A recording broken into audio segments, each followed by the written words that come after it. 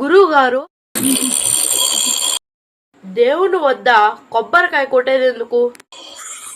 యజ్ఞ హోమాల్లోనూ అన్ని శుభకార్యాల్లోనూ కొబ్బరికాయ కొట్టడం తప్పనిసరి. కొబ్బరికాయ పైనున్న పెంకు మన అహంకారానికి ప్రతీక.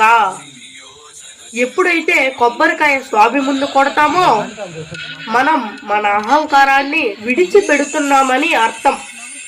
లోపల ఉన్న తెల్ల కొబ్బరిలా మన మనసును సంపూర్ణంగా ప్రశాంతంగా స్వామి ముందు పరిచామని, తద్వారా నిర్మలమైన కొబ్బరి నీరులా మన జీవితాలను ఉంచమని అర్థం.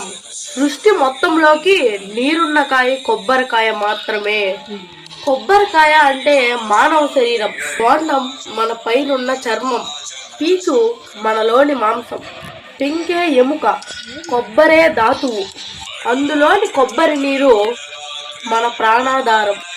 కాయపైనున్న 3 కళ్ళు, ఈడ, పింగళి, సూక్ష్మున్న అనే నాడులు మనలో ఉండే చెడ్డ పోవాలని కొబ్బరికాయ కొడతాం. ఓం గం గణపతాయ నమః.